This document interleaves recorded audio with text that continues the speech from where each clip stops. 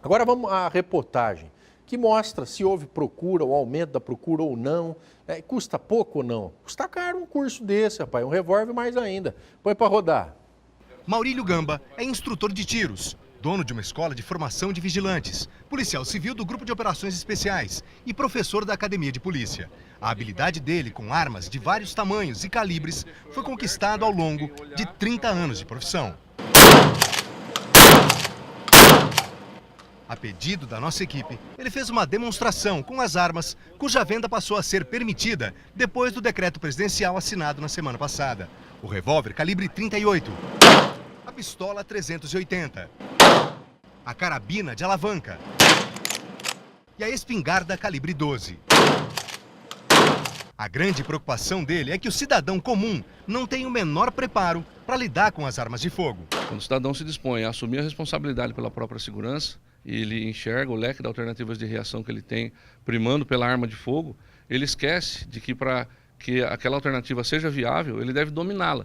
E dominar não é só possuir, é conhecer tudo de legislação pertinente, funcionamento, manutenção, as especificidades da alternativa e ainda operá-la sob as circunstâncias adversas, baixa luminosidade, visibilidade, estresse físico e estresse emocional. Um curso de 10 horas custa em média R$500. A prova, mais 300. Só que pelo decreto, o aprendizado só é necessário se o interessado quiser, mas ele não é obrigado. Para entender as reais dificuldades do uso de uma arma, o policial civil de uma unidade de elite me passou algumas instruções.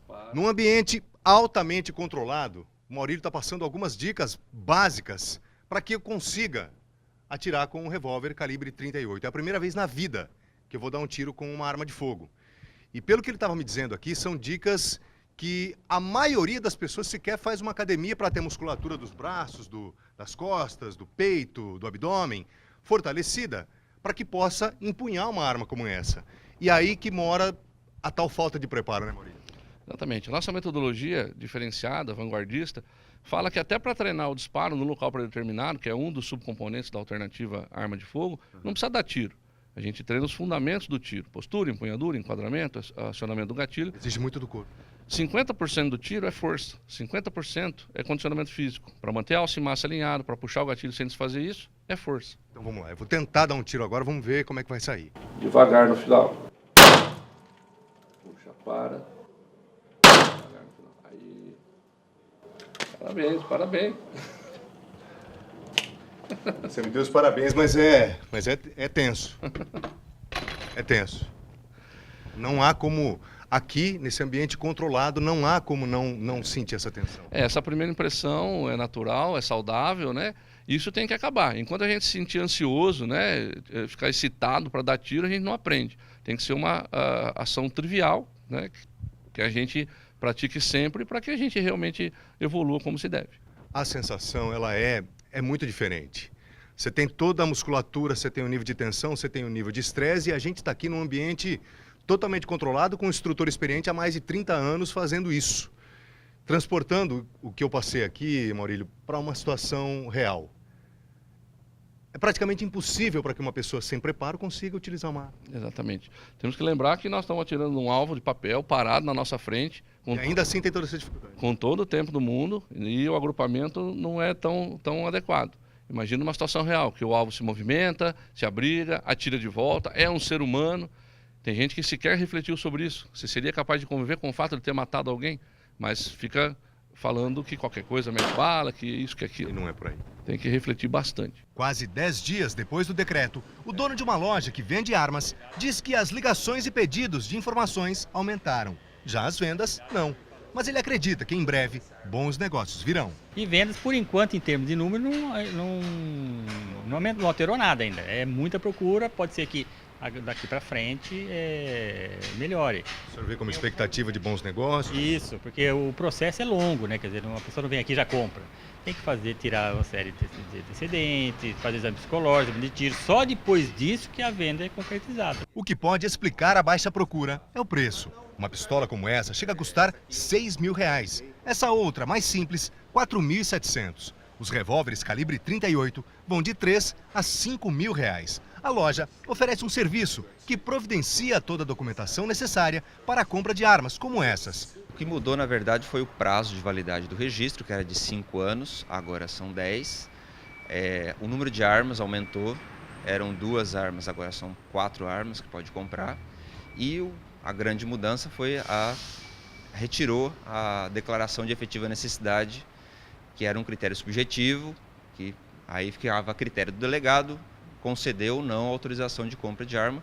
Agora até 4 armas não precisa mais declarar a efetiva necessidade para comprar. O decreto assinado pelo presidente Jair Bolsonaro no último dia 15 de janeiro libera a comercialização de armas de fogo, só que apenas de calibres permitidos, como por exemplo, revólveres calibre 38 e pistolas 380. Acima disso, como por exemplo, uma pistola .40, .45, esses calibres continuam proibidos. Importante frisar que o cidadão interessado tem apenas à disposição a posse de armas, ou seja, pode apenas guardá-las dentro de casa.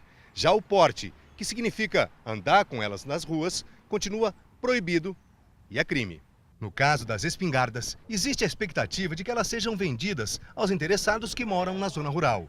Mesmo assim, os calibres restritos não poderão ser comercializados. O Carlos é instrutor de tiros, credenciado pelo Exército e pela Polícia Federal.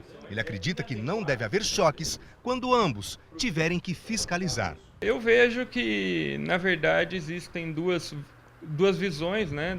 duas perspectivas bastante diferentes para o mesmo tema. Uma vez que o Exército mantém o atirador como atirador esportivo, regulamenta a atividade de caça, né, de manejo de espécies que não são nossas, assim como, por exemplo, ele regulamenta a coleção de armamento.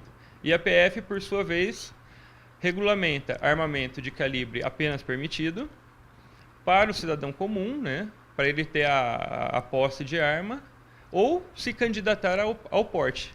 A Aline e o Willis fizeram algo que por enquanto é muito raro. O primeiro passo deles foi buscar aprendizado para manusear as armas.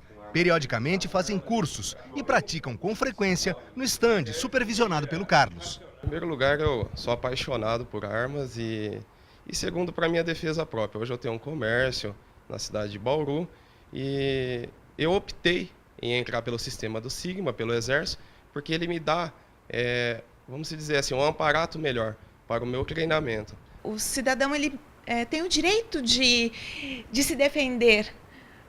Eu saio na rua, saio à noite, saio sozinha, eu estou exposta ao perigo. Quem deseja ter a arma, entendo que precisa treinar. É como dirigir, você precisa treinar. O cidadão compra uma arma antes de colocar uma grade na janela, de ter um muro alto, de ter uma rotina de segurança. Nós temos aí a convicção de que segurança pública não funciona como deveria, segurança privada também está longe de ser alguma coisa perto do ideal e que recai ao cidadão a maior parcela de responsabilidade pela sua própria segurança. Mas para isso ele tem que desenvolver conhecimento pertinente.